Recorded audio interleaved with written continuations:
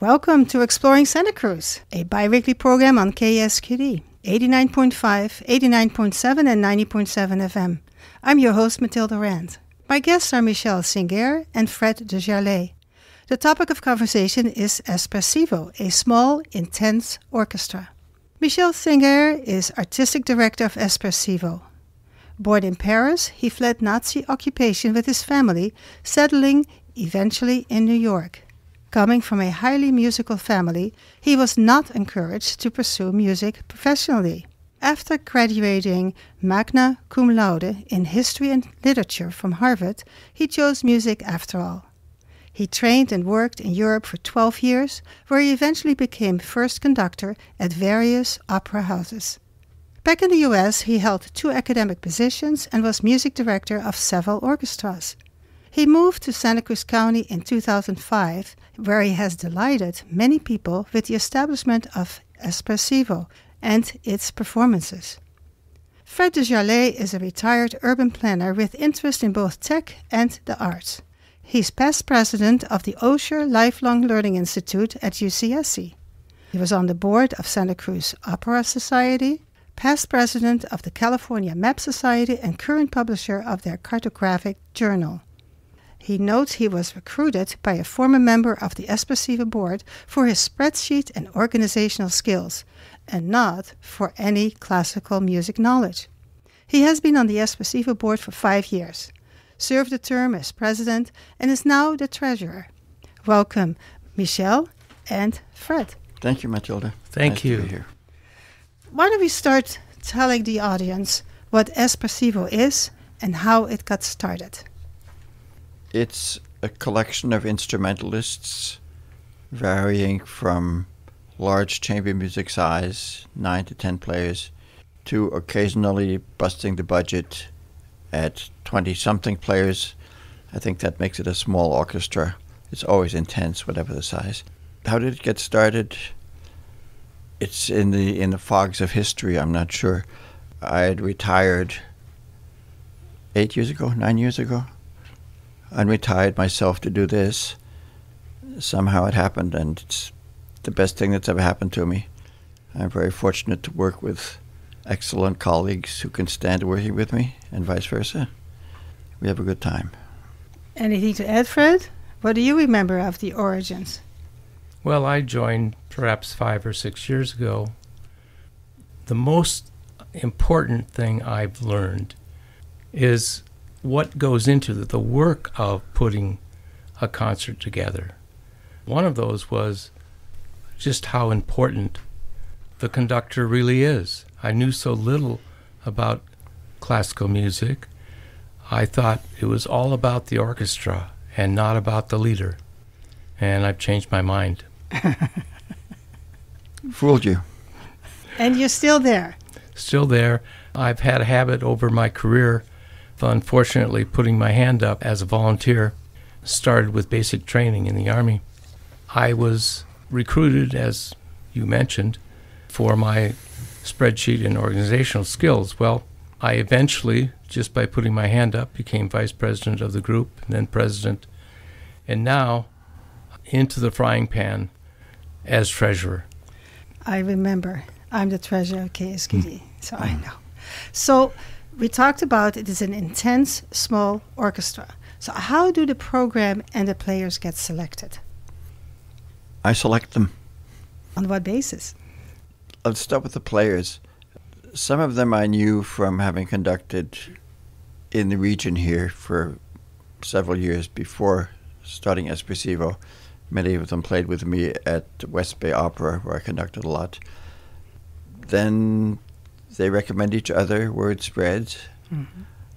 We have to recruit, given that there's so much music going on in Santa Cruz and many of the same players, we have to recruit early. In fact, we're almost behind the curve now for recruiting for next season because the players get snatched up. Mm-hmm. As to the programs, it's one of my favorite things. I try to put together things that both harmonize with each other and compensate for each other. I'm too prone to comparing things to a meal, but it's like putting things together with an appetizer and a main course and a dessert sometimes. Mm-hmm. But they also have to be within the restrictions of how many players we have for a particular concert, and the timing has to come out. So there's quite a bit of thinking about it. Mm-hmm. And I admit, sometimes I hear a piece on the radio and I think, what is that? Oh, we could play that. And then we do. We've played a large range of repertoire, really from Baroque to living composers. I think many members of our audience suggest to me that that's something that they really appreciate, is the selections that Michel brings to us. Just great variety and inventiveness, and I think our audience really appreciates that. I've been at 2 concerts. I fully enjoyed it, and I did see almost a juxtaposition of the before and after the break. Do you do that on purpose? You want to jar people a little bit with beautiful, flowing classical music with some other... Make them think it's safe and then they realize, what did we get ourselves into? I guess that's true. Last concert we played Haydn and then we played Janacek and Stravinsky. Mm-hmm. It doesn't always work out that way, but yes, there is that. I'd like to ease people in, Mm-hmm. and then maybe give them something to chew on, And to think about. and then dessert. Yeah, I know. I noticed that the second piece was actually originally written for a one-handed pianist. Is That's that right. correct? But That's she right. played it with 2 hands. There is a printed version with 2 hands. Oh, there is. She wasn't really cheating. No, I understand that. But why would somebody compose a one-handed piano piece? Because they got their right arm shot off in World War I. Uh-huh. There are 2 such cases. The most prominent one is Paul Wittgenstein, relative of the philosophers, Mm-hmm. who commissioned a piece from Ravel, the Concerto for Left Hand Alone, which is a standard of the repertoire. The one we played is much more esoteric, much less often played. Mm-hmm. Did you enjoy it? Yeah. It's a great And piece. I so think. when I read it in the program, I was astonished that somebody would write a piece for one hand. Well, the composer Janacek was very skeptical at first. He said to the pianist Ottokar Hollemann, he said, "But you can't dance on one leg." Actually, that's not true. I can't even dance on 2 legs, so I wouldn't know. I actually recently saw a young kid, I think on America's Got Talent, danced on one leg. It was beautiful. And so was the piece. But even though she played it with 2 hands, the piece was very, very interesting. Glad you enjoyed it. Yeah. So we know now how the program and the players get selected. Now, do you always use the same players? It depends partly on the instrumentation and Mm-hmm. whom we need for what concert.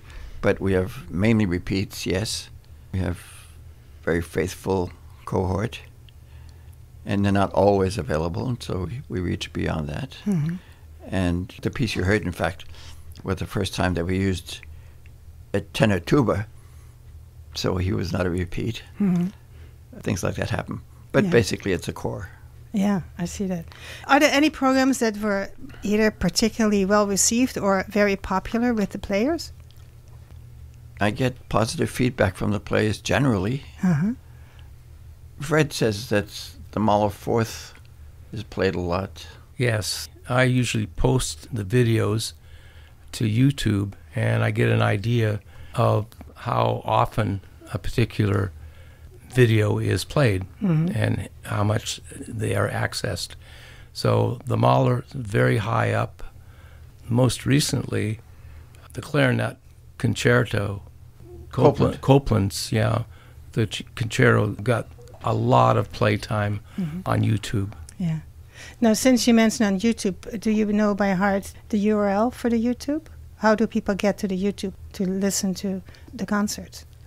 The easiest way is just to go into your search box and type YouTube, and it will bring up, probably right at the top of the selections, the YouTube. And then over on the left-hand side, you could probably just enter Espressivo or Espressivo Santa Cruz. There are other groups with Espressivo in their name, so if you could narrow it down, that could take you directly to all of the videos that we have posted in the last 6 or 7 years. Excellent. Could also people access to it through your website, espressorg.org? We don't currently have that functionality. Okay. Go to YouTube and then look up Espressivo Santa Cruz, and there should be several videos coming up. Yes. I haven't even asked you, why did you choose the word espressivo for the orchestra? Espressivo is a common musical term. It's Italian. Obviously, it means expressive. And somehow we got into mind games about small, intense, and espresso. Mm-hmm. And we went from espresso to espressivo. We have a wonderful logo. Yes, you do. We ran an international competition for logo, and the winner, who I think was from Ceylon or from Bangladesh, came up with this logo, a little bit at our suggestion, of a coffee cup that's steaming, and the steam forms into a violin. Yes.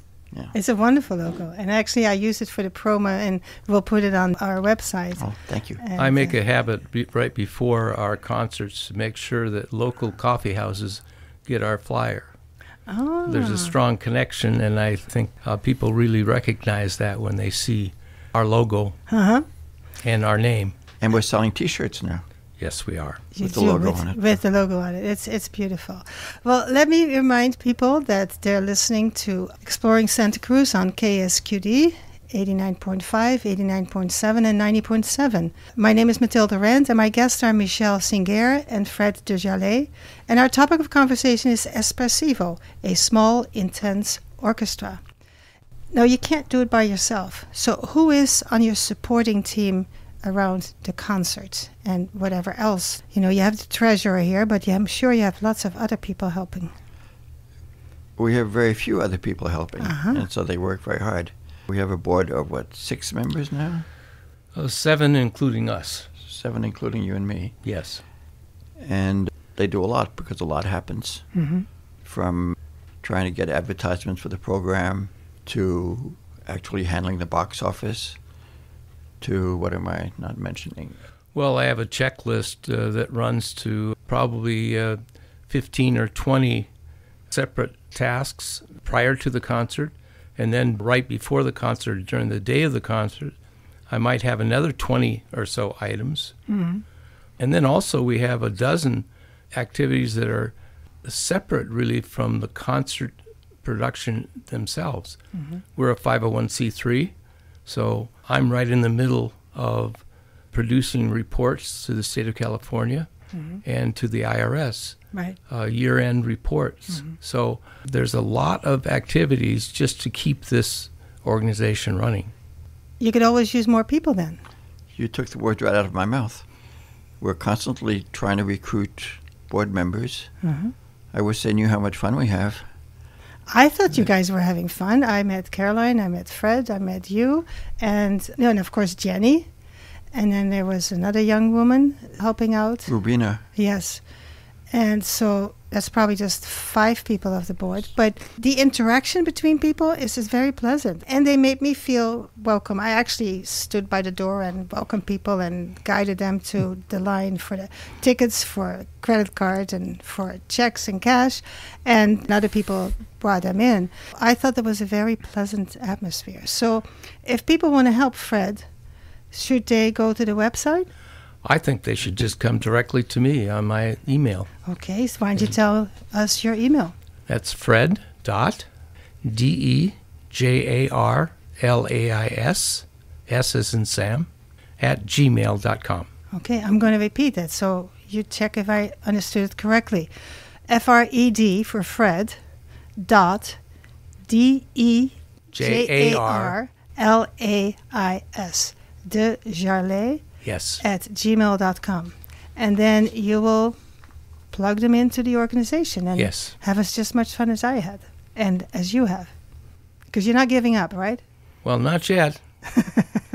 But we're both up there in age, so there will come a point where we find it not possible to continue this level of activity. Do you always have the concerts at the church on Rojas Street? Yes, I'm glad you mentioned that.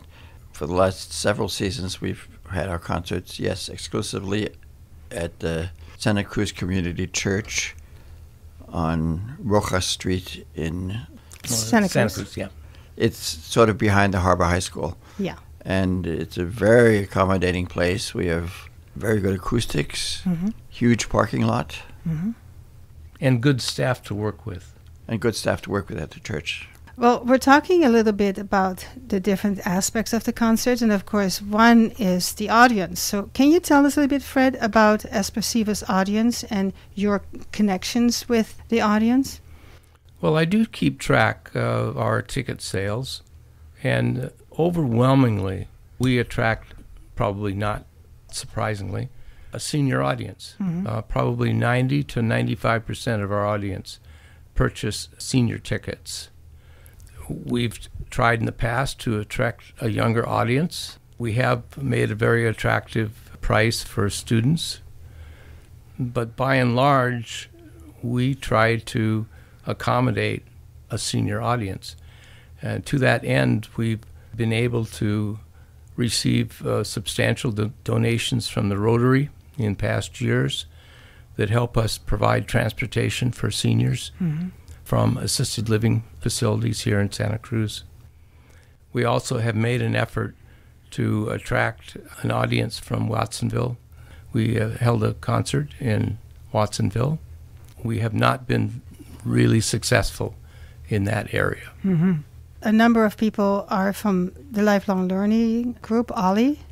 We do an ad trade with OLLI, so an ad for our organization appears in their monthly newsletter, and many of our patrons, of course, are also members of OLLI. Yeah. And also the Opera Society, I understand? Santa Cruz Opera Society has been a consistent supporter of Espressivo, both audience attendance and donations. So we're very, very pleased at this connection with SCOSI. And you, Michel, you participate in short courses in classical music at OLLI. Do you still do that? I did for a while. Before the pandemic, I was giving kind of introductory lectures. That's gone by the wayside.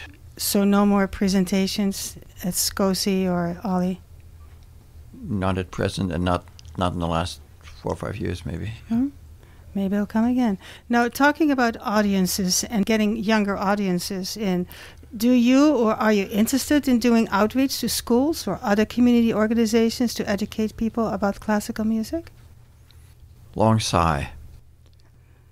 For one thing, I don't think we've had the span, the bandwidth to do that with our facilities. Also, I'm going to be a very old man here. I'm skeptical. I mean, I do occasionally run across young people who are eager to become musicians and who play. But I think most of our sister music presenters play mainly to older audiences. The optimistic view is that the people who are now young will become old and will become audiences. But I think there's maybe a generational question historically also. I don't think our culture in general right now is very humanistically inclined and maybe less receptive to the arts than they used to be, or at least what I would define as the arts, being an old fogey. Now, when I watch TV sometimes, I see that, especially in England and in the Netherlands, I mean, there are a lot of young people, general audiences, and they're rocking to all the classical music. And then I forgot the name of this Dutch conductor. Maybe you know him. He was from Maastricht. And those are very, very popular, and they have it on TV, and a lot of young people come. And what they also do is, I would say, classify, make more classical certain popular music. And, of course, the young people recognize the music, but they, at the same time, get a taste of how it could sound in a classical environment. Have you seen that? No, I haven't. Oh, okay. Fascinating. It's like a family picnic, basically. Wow. So the old folk in me says, is it still classical music? Just because it's a tune that's been put to some kind of rock setting doesn't make it classical music. I mean, a classical composition is a mindset and an entity unto itself and an aesthetic, and it's not just a tune. Harumph. That's a whole conversation for another time, right? Let's do it. Should we do that? I'm interested, like I said, when I was there, and especially the supporting staff, I just thought that there was, besides rehearsals and a concert where everybody is together, and I saw that a lot of the musicians, after they had played, they stayed and listened to the next performance, and with lots of enthusiasm. I'm not sure if they're there during the rehearsals or they just want to see it in the concert. But I got the impression that there's much more to Espressivo than rehearsals and concerts. Are there activities that are happening? Or is it just the music itself that makes people so kind to each other and interested in what the other people are doing? There was a really pleasant atmosphere. I'm glad you picked up on the vibe, which is, as I say, a late in life blessing to me. No, it's mainly we do what we do. I should mention, perhaps, so people get some sense of the process, that the first time, our concerts are on Sunday afternoons, and the first time we get together the Thursday night before that, we rehearse Thursday, Friday, and Saturday evenings, and that's it. Obviously, I study the scores, I get my ideas about them, I edit parts out of which the players play to some extent. I put in my thought. The players get the parts 6 weeks to a month ahead of time, now very often on iPads, and they practice at home, and then we get together at the last minute, and touch wood, it comes together. It's amazing because it sounds so perfect. So together. I'm glad we fooled you. This is April, so this is April Fool's month, but I think you like to do that. But 6 weeks to 2 months doesn't appear to me a long time for people to practice. So they're obviously very competent. I'd like to think they're the best professionals, or some of the best professionals in the Bay Area. Mm-hmm. And we draw from north is Oakland, and as far south as Carmel, mm-hmm. Salinas. And some of the bios are just extraordinary, mm-hmm. where some of these musicians have performed. Mm-hmm. We have one board member who's mentioned to me a few times at the first rehearsal, she is just overwhelmed by how good they sound even at the first rehearsal. They're very experienced musicians. So who needs a conductor, yeah. Yeah, and then and then you as conductor just meld it all together, and in 3 days, Thursday, Friday, Saturday, and then Sunday, they're ready for one concert, right? Yeah. Unfortunately, for one concert. Yeah. We all deplore that. We wish we could repeat it as long as we've done the work. We've done that once, haven't we? We've repeated it once. We played a concert in Mountain View in a lovely performing arts center there. And we didn't draw an audience, basically, and that was partly misunderstanding as to who was going to do publicity. Right. But it wasn't encouraging for us to put in the effort to do that again. Well, you're doing some more publicity because as an organization, you do need money, and you're going to do a fundraising concert that's coming up soon, right? On Thursday, April 18th? Yes. At the United Methodist Church, 250 California Street, Santa Cruz. And the program sounds terrific. People can go for more information to Espress, ESPRESS, ORCH, expressorg.org, for more information about your benefit concert that you're doing for yourself. I think I should mention, Mathilde, that will not be an orchestra concert. It's not an orchestra concert. Two very excellent singers. Yes. And I'll accompany them. But it's a fundraiser for... It's a fundraiser for Espressivo. Good. We have exactly 1 minute. One quick final comment from you. If you don't know us, come know us. Oh, that's a good idea. Listeners, this was Exploring Santa Cruz on KSQD. And Fred, thank you for being here. Michel, delighted. And thank you for fooling us all with great music. Thank you for having us. Thank you for inviting us. It's been delightful.